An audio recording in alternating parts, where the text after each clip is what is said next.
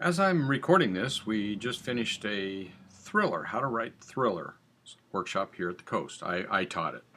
And Chris and I put it together, but I taught it. It was great fun.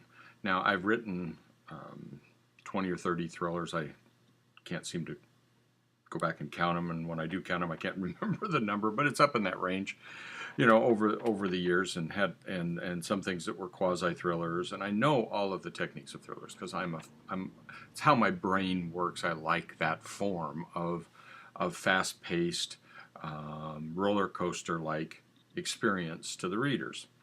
So one of the aspects that went on this week is the 15 professionals that were taking the class here on the Coast, because we only invite professionals here to the Coast, people who have proven that they have the drive and the stamina to be a full-time professional commercial fiction writer. And these 15 pros, their assignment every night, the entire time, was to do a proposal, and I showed them how to do a proposal in a way that would relay it to me and write the first chapter or so of a novel, a thriller novel that they hadn't come up with before, nothing. And they all did one a night, one a day. They came up with 6 different novels, thrillers. Now, granted, early on, the first wave in, the first night, those were all mostly mysteries because they didn't understand thriller form. And the second night, about half of them were mysteries. And by the third night, they were all giving me thrillers. They were all had caught the form, were understanding the form. Of course, we were going through classes and teaching and all that other stuff to teach them the form as those days were going by, and then they were doing them as assignments. Well, what was interesting, and that applies to this workshop, is early on, the ideas that turned out to be really good mysteries. There's some fine mysteries in those things, but they were just smaller than thriller. Were you would expect them. There was nothing that knocked my socks off in originality, but they were all good. They were all good, and I actually thought almost all of them should write them, especially at the skill level that was here of those writers. What was interesting as the week went on, and since I'm recording this workshop right now, and overarching over this thriller workshop, I was noticing that as the week went on and the assignments went on, and they got more tired, they got tired, not more tired, they got tired and even more tired and exhausted because they're doing a book a day, a novel a day, with all the side characters and everything else that went on, and what happened in the opening, what happened in the middle, what happened in the end, what happened in the climax, how does the book end. They had to have big sections on all of that, very detailed out, including writing the actual first chapter. Well, exhausting.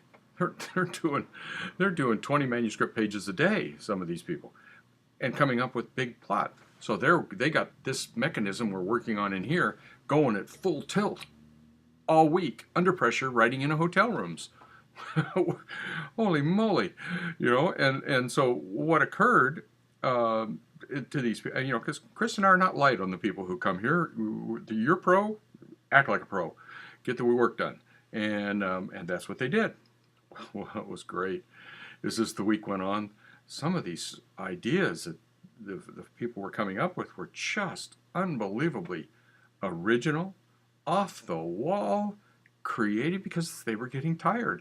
And so all of the rules, all of the things that they thought they should be, were dropping away. Of course, I was kind of pounding on it a little bit, this is cliche, this is over here, don't do that on this way, but by and large, they were doing it to themselves.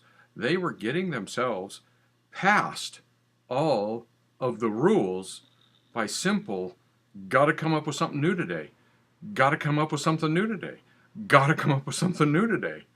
And it was just like, it just ground that mechanism that creates originality into full speed for them. And it was wonderful to watch. It was just wonderful. How you would replicate that at home, and we'll talk about that maybe. But, I'm not so sure. I'm not so sure if there is a way to replicate that at home. I sort of did it when I started to train myself to write short fiction. I was working 3 jobs, and I was making sure I finished and mailed a short story a week. So I was always having to come up with a short story every week. So, compared to what these guys did, 6 novels in 6 days, I feel like a piker. That was just nothing. But it was what I could do when I was working 3 jobs. Well, what was interesting is I was doing my best to not give them containment rules. For example, the most contained that they had is they needed to write a thriller with a science fiction element. But if the science fiction element became too much, then it became a science fiction novel, not a thriller. And because science fiction trumps if you put too much in. So you had to do in a form, a certain kind of thing that had some science fiction, maybe some extrapolation into the near future of some cool idea, and build a thriller on that. Well, I mean, that was all the limit that I, the instructor, put on them. Holy smokes, were there some great ideas. Just insanely good ideas. And insanely original.